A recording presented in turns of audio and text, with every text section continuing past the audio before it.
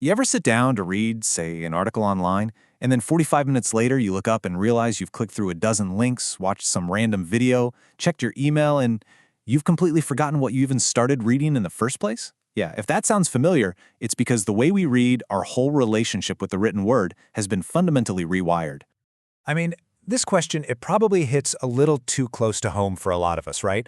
It just perfectly captures modern digital life.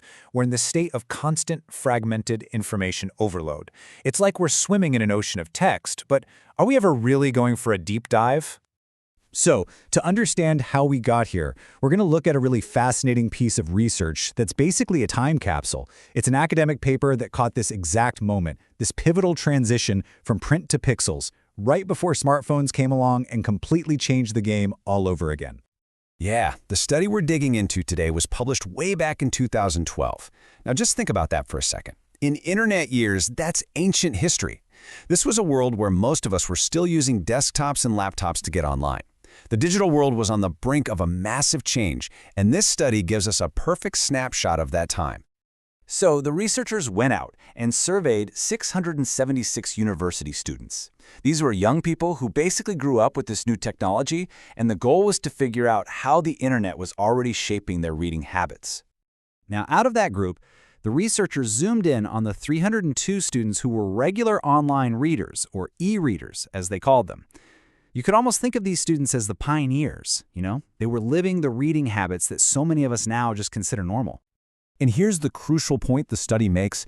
The internet didn't just give us a bigger library. It wasn't just more to read. No, it fundamentally rewired the very act of reading. It took us from this straight, linear path and just dropped us into this huge interconnected web. And this right here, this slide just nails that shift. You know, traditional reading, like with a book, is sequential. You start at page 1, you move forward.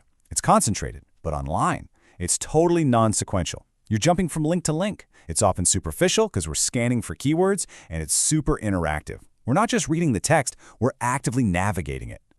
Okay, so that's the theory. But what did the data actually say about these new rules of reading? Let's take a look at what the students themselves were experiencing.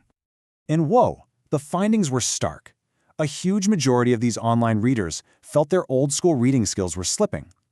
62% said their reading was less sequential, 61% found it less concentrated, and more than half felt they were doing less in-depth reading. The internet was literally training their brains to move away from deep focus. But that's only one side of the story. Because while deep reading was going down, other habits were just exploding. A massive 77% of students said their reading became way more interactive, and 70%, a huge number, admitted it had become more superficial. We were becoming expert information hunters, just skimming the surface for what we needed. All right, so that covers how we read. But what about what we read? Did this endless digital buffet change our actual reading diet? Well, the study looked into that too. And yeah, looking at what students read more of online is pretty revealing. News and current events were the biggest chunk by far. That was followed pretty closely by pornography and sexual content. Then you had specialized fields and general knowledge also seeing these big increases. Our reading tastes were definitely expanding in some new directions. But that expansion wasn't happening everywhere. One area actually saw a big decline: literature.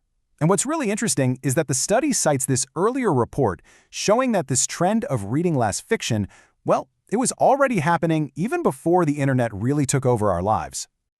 But it seems like the internet just poured gasoline on that fire. The 2012 study found that nearly half, 48%, of the students said that the time they spent surfing online directly cut into the amount of prose and poetry they read. So what do you get when you put all this together? Well, it looks like a classic trade-off, doesn't it? We might have lost some of our ability to go deep on one single thing, but we gained this incredible, unprecedented ability to go wide, covering way more topics than ever before. And the engine, the technology behind this entire revolution, is something we totally take for granted now. Hypertext. That simple, clickable link. That's the thing that broke us out of the linear prison of the printed page and gave us the freedom, and let's be honest, the distraction, to chart our own course through information. What's kind of amazing is that even back in 2012, the researchers were already offering solutions for this digital distraction. I mean, their advice might seem a little quaint now, print things out, save documents to read offline, and just try really hard not to click on those distracting links. They were already trying to build life rafts for our sinking attention spans. And that brings us to the big final question. This study was a snapshot from 2012. That was before smartphones put a hyperlinked supercomputer in every single pocket, before infinite scroll social media, and way before AI started to write the things we read. So if that was the great reading shift then, what has happened to our brains since? And where is our relationship with the written word even headed next?